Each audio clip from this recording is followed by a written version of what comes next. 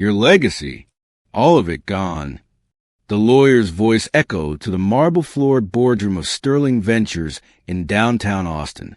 12 board members stared at Garrett Sterling like he'd lost his mind. Maybe he had. I don't care. You don't care.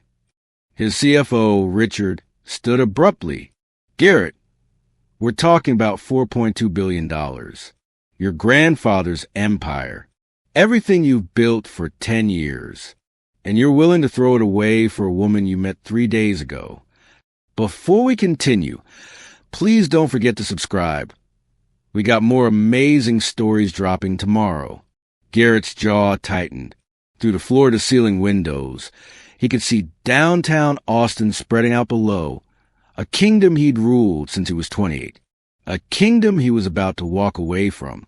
She's not just any woman. Then what is she? Richard's voice dripped with contempt. Some kind of fairy tale princess? You don't even know her last name. She could be a con artist.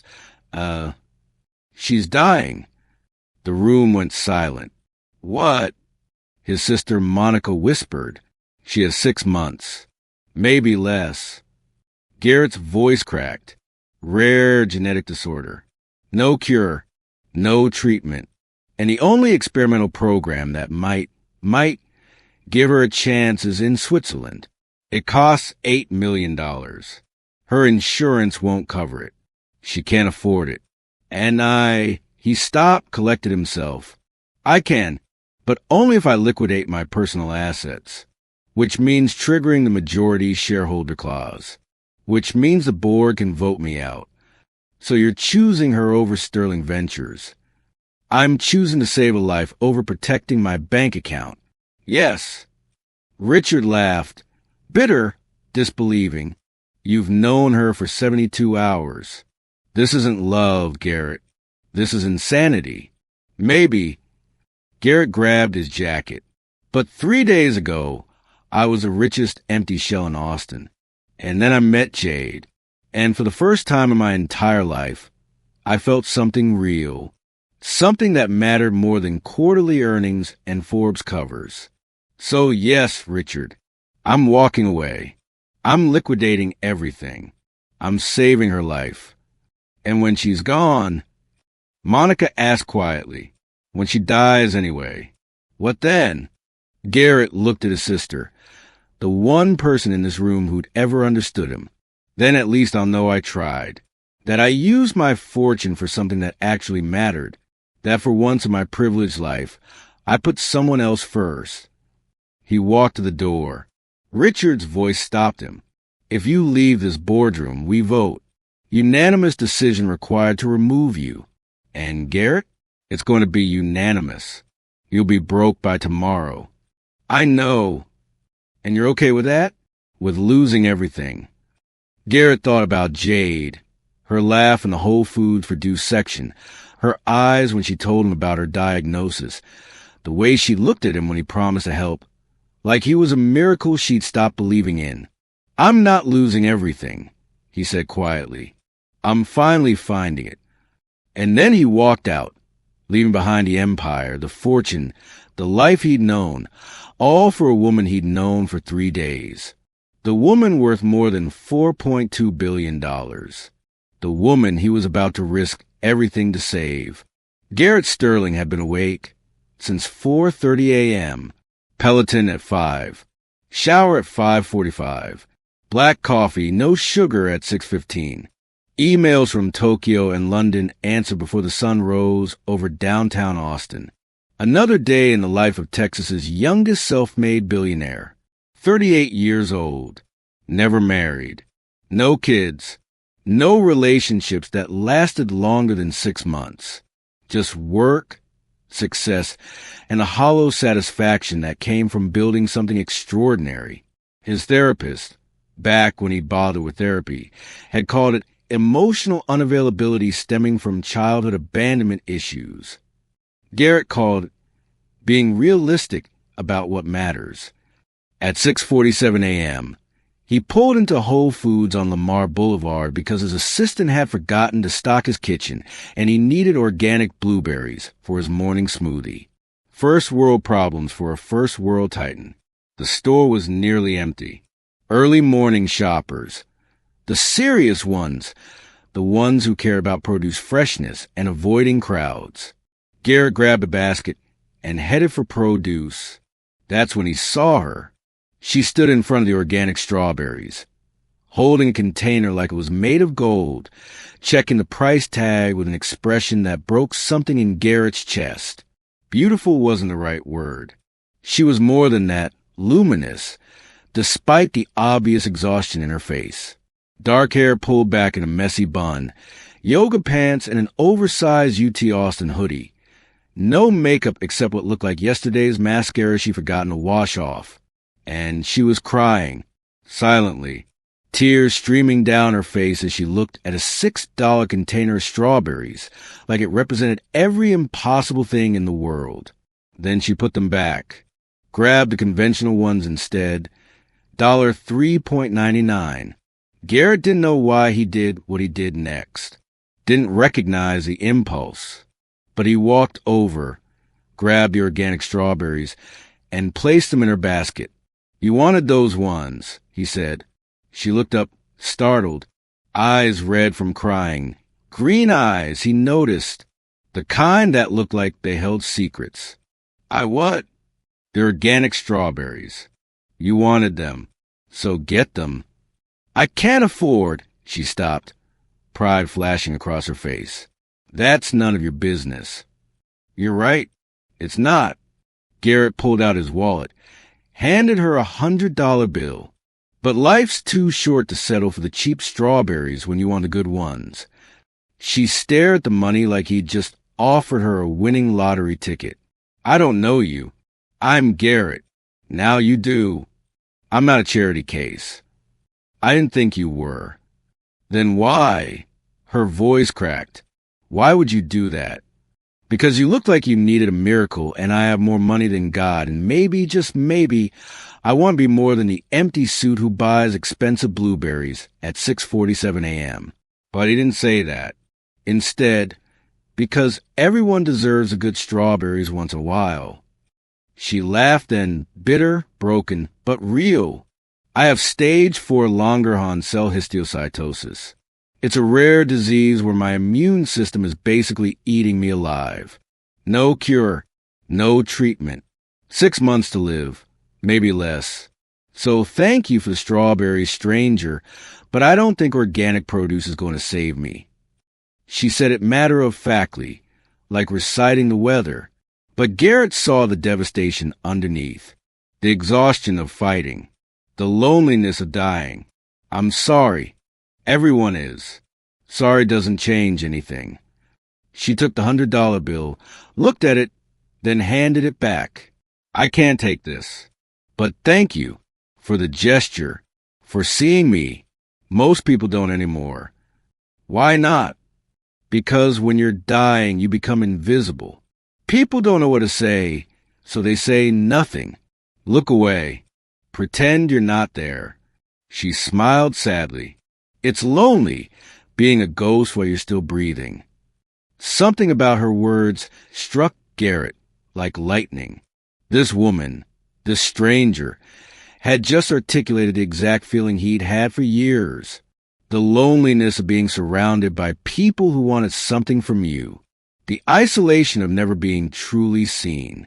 I see you, he said quietly. Do you? She studied him, really studied him. Or do you see a dying woman? You can feel noble about helping?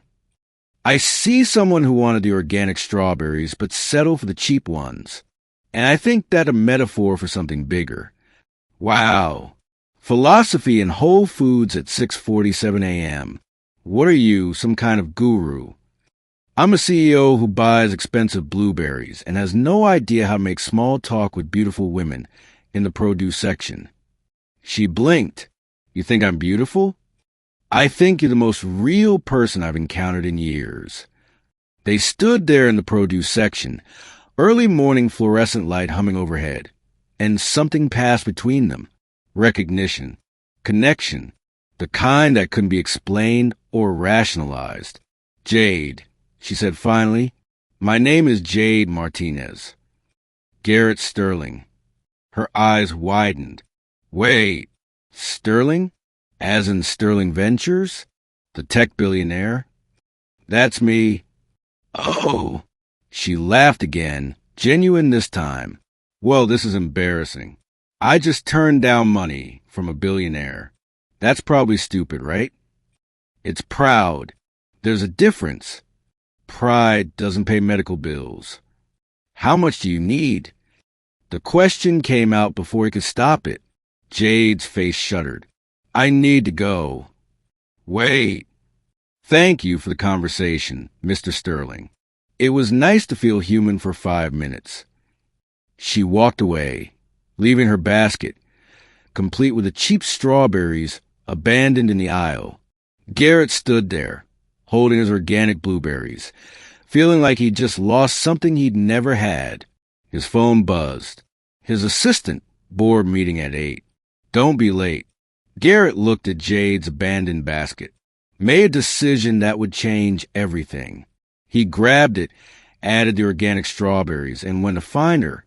Jade was sitting in her car, an old Honda Civic with a cracked windshield and a bumper sticker that read, "Keep Austin Weird," crying into her steering wheel when Garrett knocked on the window.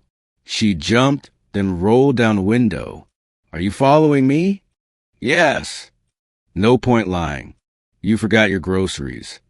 He held up the basket. She stared. I didn't pay for those.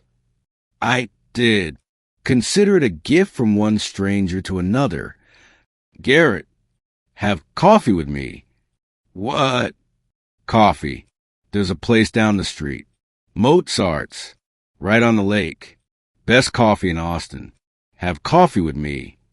Why would I do that? Because you're dying, I'm lonely, and maybe we both need someone who sees us for 30 minutes.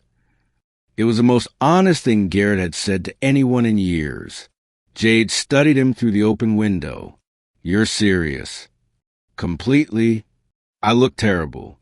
I've been up all night at Delphi Medical Center getting scans. I probably smell like hospital. I've been up since 4:30 answering emails from people I'll never meet about money that doesn't matter. We're both disasters. Let's be disasters together over coffee. Despite everything, Jade smiled. You're very strange, you know that? I've been called worse. Fine. One coffee. Then I go home and you go back to your billionaire life, and we never see each other again. Deal. Sometimes the most important moments in our lives happen in the most ordinary places. A grocery store at dawn, a parking lot conversation, a coffee invitation that changes everything. Maybe that's because real connection doesn't wait for perfect timing or ideal circumstances.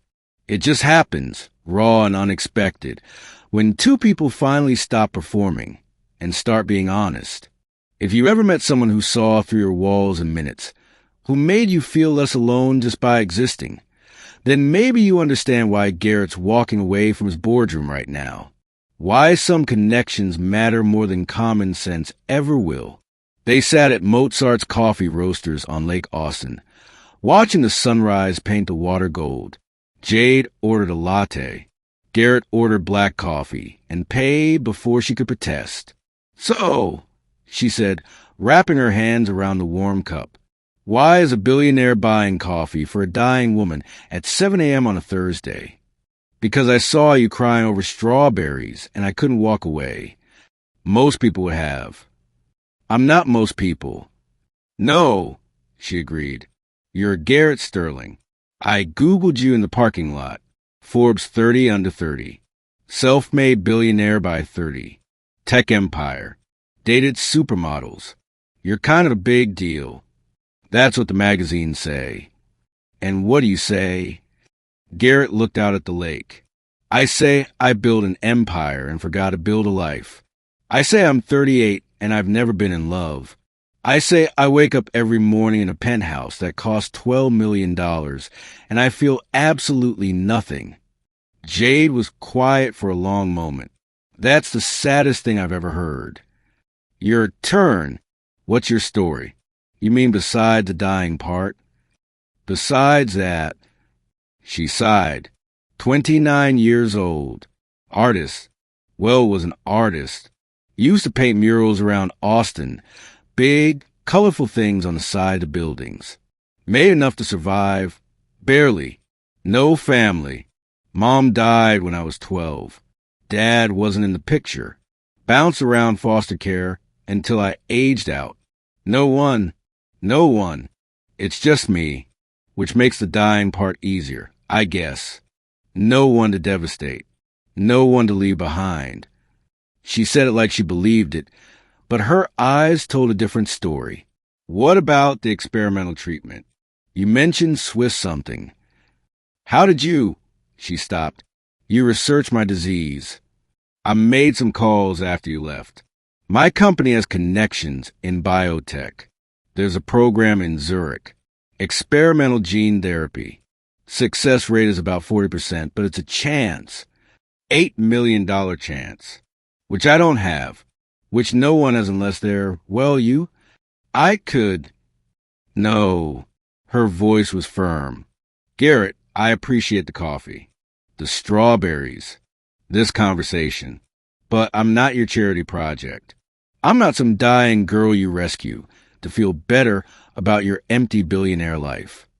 The words stung because they were partly true. That's not what this is. Then what is it? I don't know. Garrett's voice rose, drawing stares from other customers. He lowered it. I don't know, okay? I saw you in Whole Foods and something in my chest cracked open. Something that's been locked for years. And I'm terrified because I don't do this. I don't feel things. I don't connect with people. I don't, he stopped. But you looked at me like I was just a person, not a bank account, not a Forbes cover. Just Garrett. And you what? I want to know you. Really know you. However much time you have left, I want to spend it knowing who Jade Martinez is. Tears welled in her eyes. Why? Because in 30 minutes, you've made me feel more alive than I have in 38 years. They spent the day together. It wasn't planned. Wasn't logical. But Garrett canceled his board meeting, first time in 10 years, and Jade called in sick to her part-time job at Downtown Gallery, and they just existed together. They walked around Zilker Park, got breakfast tacos from a food truck on South Congress, sat on the Congress Avenue Bridge and talked about everything. His childhood, boarding schools, absent parents, grandfather who raised him to be a sterling, her childhood, foster homes, our survival, learning to be alone. Tell me about your murals, Garrett said as they walked through the South Congress neighborhood. Jade pointed to a building. That one's mine. Or was. A massive mural covered the side, a woman made of flowers and stars, reaching toward a sky full of birds. It's beautiful. It's about freedom, about becoming something more than what you were born into. She smiled sadly. I painted it 2 years ago, before the diagnosis, when I still believed in transformation. You don't believe in it anymore? Hard to believe in transformation when your body is actively destroying itself. Garrett studied the mural. I see someone who took something blank and made it breathtaking. That's transformation. That's power. Disease doesn't erase that, Jade. It just tries to. She looked at him, really looked at him. You're not what I expected. What did you expect? Some rich guy who'd lose interest after an hour, who'd realize I'm not a fairy tale and go back to his real life. What if this is my real life? What if everything before today was a fairy tale? They stopped walking. People flowed around them on the busy Austin Street. Garrett, you need to understand something, Jade said quietly. I'm dying, not as a concept, not as some tragic backstory.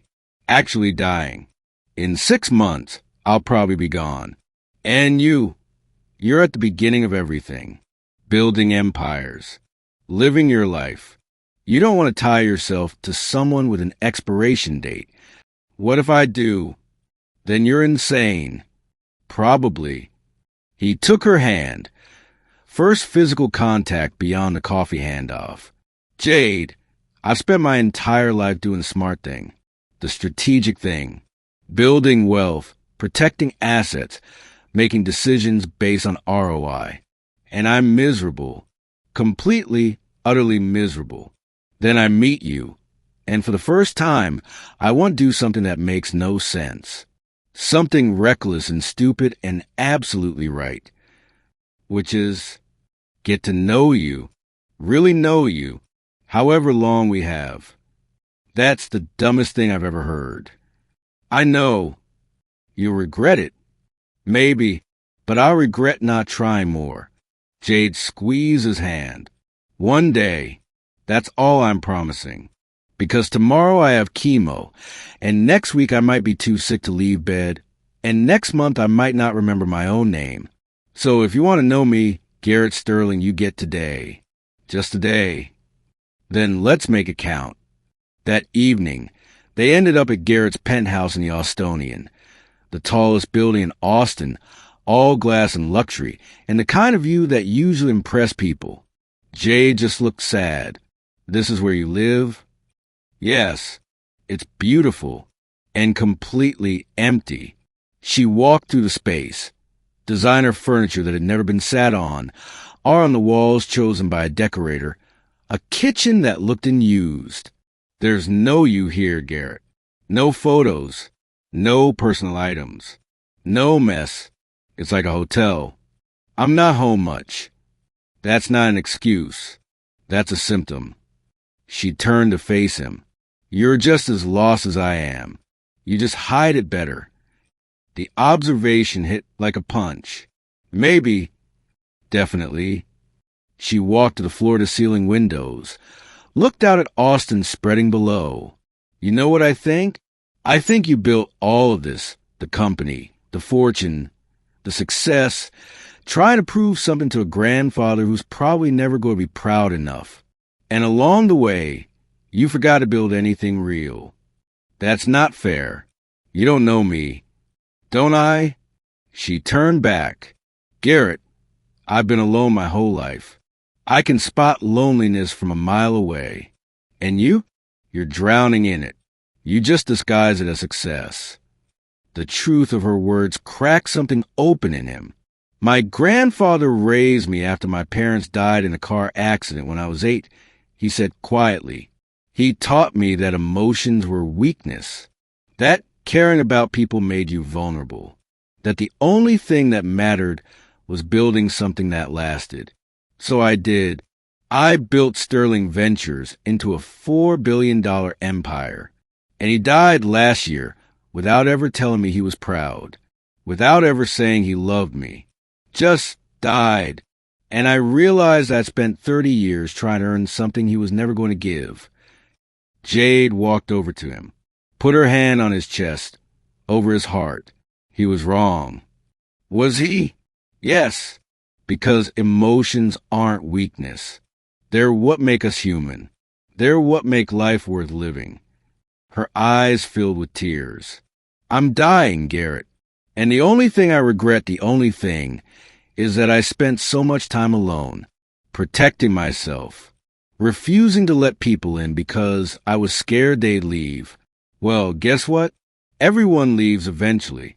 Death makes sure of that. But at least if you love people, if you let yourself feel things, you get to experience being alive before you die. Jade, I like you. I know that's crazy. We just met, but I like you, and I think you like me. And we could spend the next however many months pretending we don't, protecting ourselves, being smart and careful. Or we could just feel it, Garrett finished. Whatever it is, however long we have. It's going to hurt. When I die, it's going to destroy you. I know.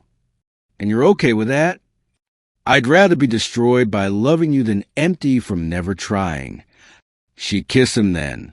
Soft, gentle, tasting like tears and coffee, and the kind of courage it takes to love someone when you know the ending. When they pulled apart, Jade whispered, I need to tell you something about the treatment, the Swiss program. Okay, I lied. Sort of. It's not that I can't afford it. It's that even if I could, I wouldn't do it. Garrett pulled back. What? Why? Because the success rate is 40%, which means 60% chance I go through hell, months of painful procedures, recovery in a foreign country, complete isolation, and still die anyway. And I thought, why? Why put myself through that when I could spend my last months actually living? Because 40% is a chance. Jay, you could survive. Or I could die in agony in a Swiss hospital room, alone, having spent my last days in pain instead of, she gestured around, instead of this, meeting you, feeling something real. You're giving up. I'm choosing quality over quantity. That's bullshit. Garrett's voice rose. That's fear disguised as wisdom. You're scared, so you're quitting. I have every right to be scared. And every reason to fight. They stared at each other, both breathing hard. Why do you care? Jade asked quietly. You met me this morning. Why do you care if I fight or give up? Because Garrett stopped. The truth was too big, too fast, too impossible. Because what? Because I think I'm falling in love with you. The words hung in the air like a confession. Jade's eyes widened. Garrett, I know it's insane. I know it's been one day. But Jade, you made me feel more in 12 hours than I have in 12 years. And the idea of you giving up, of you just accepting death when there's a chance you could live, his voice broke. I can't accept that. I won't. It's not your choice. Then make it yours. Choose to fight. Choose to try. And he paused, making a decision that would change everything. I'll pay for it. All of it. The treatment, the travel, everything. No strings attached. That's $8 million. I have $4 billion. What's the point of having that much money if I can't use it to save someone He stopped. Someone who matters. Jade was crying now. You don't know me. You can't possibly. I know enough. I know you're brilliant and brave, and you paint murals of women becoming birds. I know you see people, really see them. I know you've been alone your whole life, and you deserve someone who fights for you. So let me fight for you, Jade. Please. And if I die anyway, if you spend $8 million and I still don't make it, then I'll know I tried, that I used my fortune for something that mattered. That's worth more than another acquisition or another billion. They stood in his empty penthouse. Two people who'd found each other in the most impossible circumstances. If I say yes, Jade whispered, everything changes. You'll have to liquidate assets. Your board will have questions. Your shareholders. I don't care. Garrett, I don't care. Each word was deliberate. I've spent 38 years caring about the wrong things. Let me care about the right thing for once. Let me care about you. Jade looked at him. This billionaire stranger who'd walked into her life at 6:47 a.m. and decided she was worth everything. Okay, she whispered. Okay, I'll do it. I'll fight. Garrett pulled her into his arms, and for the first time in years, he felt like his life had purpose beyond profit margins and board meetings. He didn't know yet what it would cost him. Didn't know that the board would demand he be removed. Didn't know that in 3 days, he'd be standing in that boardroom, choosing between his empire and this woman. But in that moment, holding Jade in his empty penthouse, Garrett Sterling knew one thing with absolute certainty. She was worth it, whatever the cost. Friday morning, Garrett arrived at Sterling Ventures at 7 a.m. to find Richard, his CFO, already in his office. We need to talk. About the $8 million wire transfer you initiated yesterday evening to a Swiss medical facility. Richard dropped a file on Garrett's desk.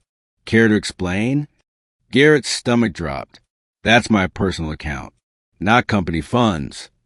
Your personal account that holds majority shares in Sterling Ventures. Any transaction over $5 million triggers board notification for your grandfather's legacy clause. So I'll ask again, why are you sending $8 million to Switzerland? There was no point lying. Medical treatment. For someone who needs it. For whom? That's private. Garrett, you're the CEO of a publicly traded company worth $4.2 billion. Nothing is private. Who is she? How do you know it's a she? Because you've been unreachable for 24 hours. You canceled yesterday's board meeting for the first time ever, and you're making irrational financial decisions. It's always a woman. Richard leaned forward. Who is she? Her name is Jade Martinez. She's 29. She has a terminal illness. The Swiss treatment is her only chance. And you've known her how long? Garrett didn't answer. Garrett, how long? 2 days. Richard exploded. 2 days. You're liquidating $8 million in assets for someone you've known for 2 days. It's my money. It's not just your money. It's tied to company shares. If you liquidate that much, you trigger the majority shareholder clause. The board can call for a vote of confidence. And Garrett, Richard's voice dropped, they will vote you out unanimously. You'll lose everything your grandfather built. I don't care. Yes, you do. Sterling Ventures is your life. No, Garrett said quietly. It was my grandfather's life. I've just been living it for him, trying to earn approval from a dead man. And I'm done. This is insane. You're throwing away everything for a woman you just met. What happens when she dies anyway? When the treatment doesn't work and you're left with nothing? Then I'll rebuild. But at least I'll know I try to save someone instead of just accumulating more wealth I don't need. Richard stared at him. You're serious. Completely. Then I have no choice. Emergency board meeting. Monday morning. They'll vote you out, Garrett. And I'll be voting with them. I know. And you're still going through with the transfer? Yes. Richard shook his head. I hope she's worth it. She is. How much would you risk for someone you barely know? How far would you go for a person you've known for 48 hours, but who makes you feel more alive than anything else in your life? Maybe you're thinking Garrett's crazy. Maybe you're right. Or maybe, just maybe, real love doesn't follow timelines or logic. Maybe it just happens, fierce and sudden and undeniable. And maybe the bravest thing we can do is follow it, even when every reasonable voice is telling us to stop. If you ever felt something so strongly it scared you, something that made no sense but felt more true than anything else, then you understand why Garrett's about to walk away from $4.2 billion. That evening, Garrett took Jade to Franklin Barbecue, best barbecue in Austin, lines that stretched for blocks. They'd waited 2 hours like normal people, no VIP treatment, no shortcuts. I need to tell you something, Garrett said over brisket and ribs. Jade looked up from her plate. She'd been quiet all day. The chemo from yesterday had left her exhausted, pale, but she'd insisted on coming. Okay. The board found out about the Swiss transfer. They're calling an emergency meeting Monday. They're going to vote me out. Jade set down her fork. What? There's a clause in my grandfather's legacy agreement. If I liquidate more than $5 million in personal assets, it triggers a board vote. They can remove me as CEO if they think I'm being reckless with my shares. And they will, because of me. Because they don't understand that some things matter more than protecting a fortune. Garrett, you can't do this. You can't throw away everything you've built. I'm not throwing it away. I'm choosing. There's a difference. Jay was crying now. This is exactly why I didn't want your help. This is why I said no. Because I knew it would cost you everything. And it's worth it. How can you say that? You've known me for 2 days. And in 2 days, you've shown me what actually matters. Jade, I've spent my entire life building wealth that means nothing, surrounding myself with people who only care about what I can do for them, living in an empty penthouse, feeling empty inside. And then you, his voice cracked. You saw me, really saw me, not my bank account, not my success, just me. And you made me want to be more than just rich. You made me want to be good. I'm not worth your empire. You're worth more. Stop it. Stop saying things like that. You don't know me. You don't know if I'm kind or cruel or... I know you paint murals of women turning into birds. I know you cried in Whole Foods over organic strawberries because you wanted them but couldn't justify the cost. I know you've been alone your whole life, but you still believe in beauty enough to create it. I know you're brave and brilliant, and you deserve someone who fights for you. So let me fight for you, Jade, even if it costs me everything. And when I die anyway, when the treatment fails and you're left with nothing, then I'll have this, right now, this moment, you, me, Franklin barbecue, and the knowledge that I finally did something that mattered. She reached across the table, took his hand. You're insane. Probably. And you're sure? Absolutely sure. More sure than I've been about anything in my life. Jade squeezed his hand, tears streaming. Then I guess we're doing this. Together. Together. They spent the weekend living. Really living.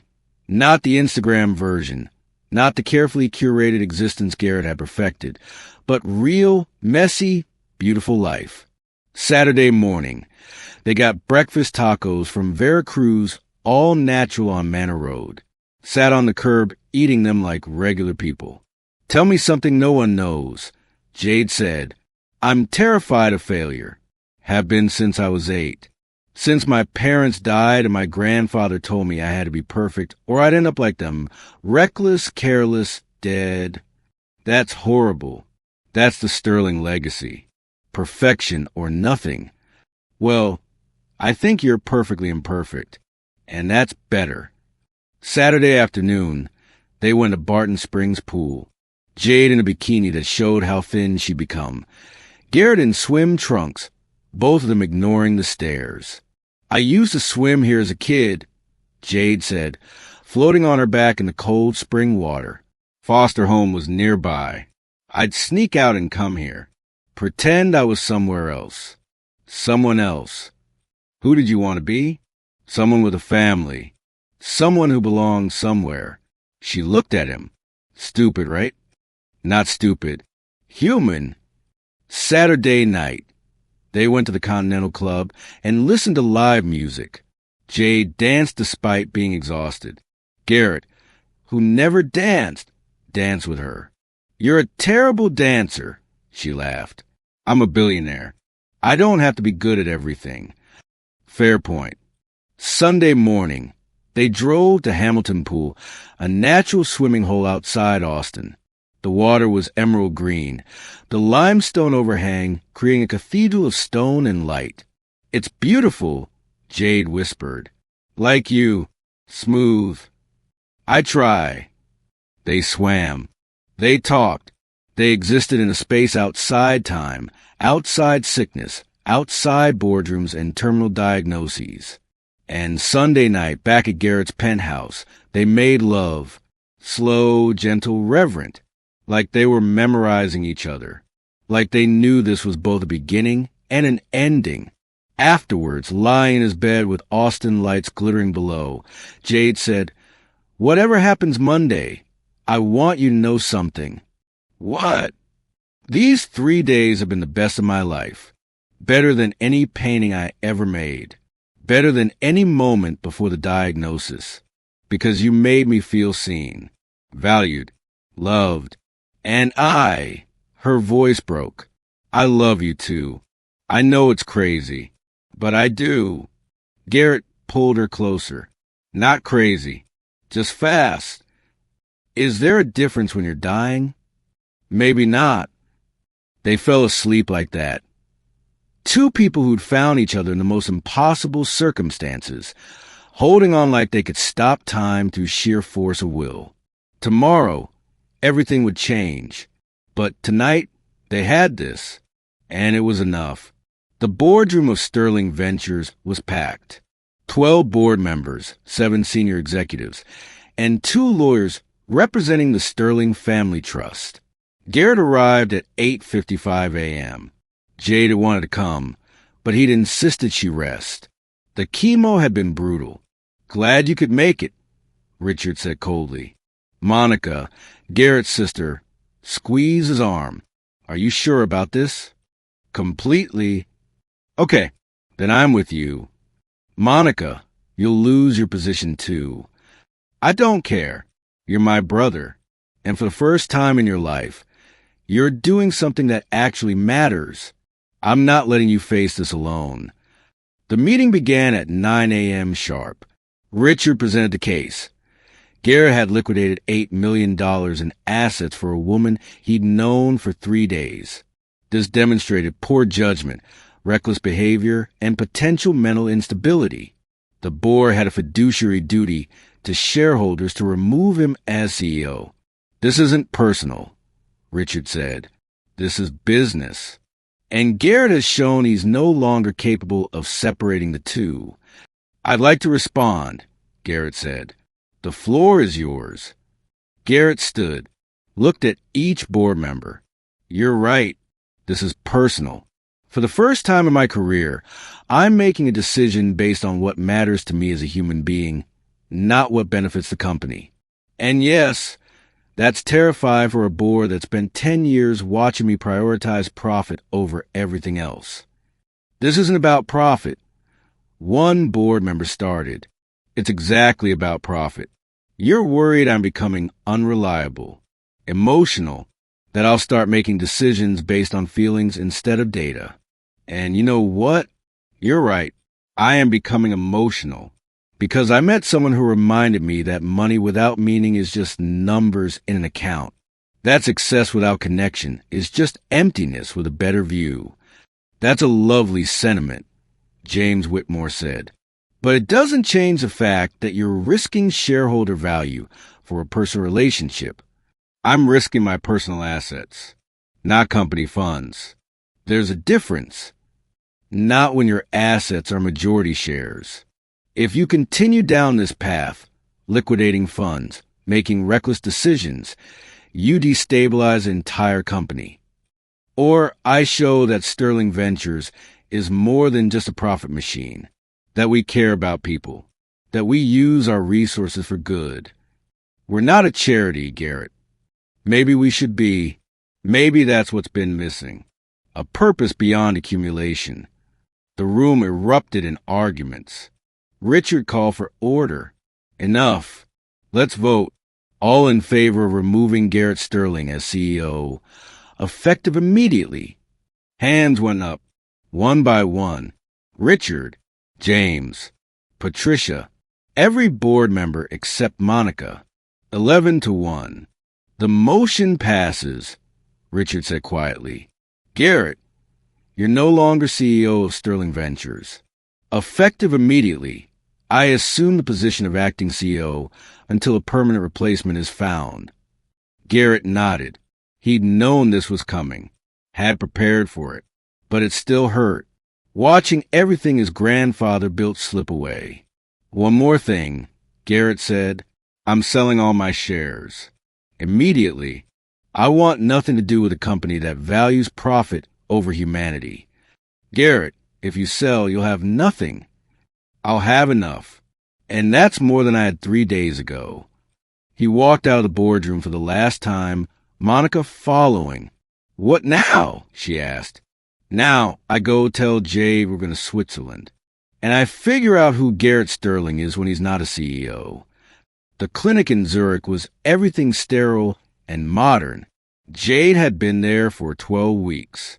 The treatment was brutal, Gene therapy that essentially rewired her immune system. She'd lost more weight, lost her hair, spent days in agony. But she was alive, and the scans were promising. Garrett had been there every single day, sleeping in the chair by her bed, holding her hand through the pain, learning Swiss German from nurses, becoming fluent in medical terminology he'd never needed before. He'd sold his shares in Sterling Ventures for $800 million after board buyback clauses. After paying for Jade's treatment and expenses, he had roughly $750 million left. Still rich by anyone's standards, but not a billionaire, not a CEO, just Garrett, learning to be enough. Dr. Mueller wants to see us. Jade said one morning in March. She looked better, color in her cheeks, strength returning. Her hair was growing back in soft curls. Good news or bad news? She wouldn't say. They walked to Dr. Mueller's office hand in hand, sat across from her desk like students waiting for test results. Because that's exactly what this was. Dr. Mueller smiled. The latest scans are clear. Completely clear. The gene therapy worked. Your immune system has completely reset. As of today, Jade, you're in full remission. Time stopped. What? Jade whispered. You're cancer-free. The treatment was successful. You'll need monitoring, of course. Quarterly scans for the next 5 years. But right now, today, you're healthy. Jade burst into tears. Garrett pulled her into his arms, his own tears falling into her hair. You're going to live, he whispered. Jade, you're going to live. Because of you. Because you believed when I didn't. Because you risked everything. Because I love you. Because you're worth more than any empire. Dr. Mueller discreetly left them alone. They held each other in that Swiss clinic. Two people who'd found each other in a Whole Foods produce section and gambled everything on 3 days of connection. And won. Garrett and Jade returned to Austin in September. They didn't go back to the penthouse. Garrett had sold it. Instead, they bought a modest house in East Austin, the kind of neighborhood where people knew each other's names and kids played in the street. Jade had started painting again. Big, beautiful murals all over Austin. Birds and flowers and women transforming into light. Garrett had started a foundation, the Sterling Healthcare Fund, using his remaining fortune to pay for experimental treatments for people who couldn't afford them. Dozens of families. Hundreds eventually. He'd also started painting with Jade. He was terrible at it, but he loved it. You know what's funny? Jade said one evening as they sat on their back porch, watching fireflies, I'm happier now than I ever was before the diagnosis. Isn't that weird? Not weird. You almost lost everything, so you appreciate what you have. No. She took his hand. I'm happier because I found you. Because I stopped being scared of connection. Because I let someone in.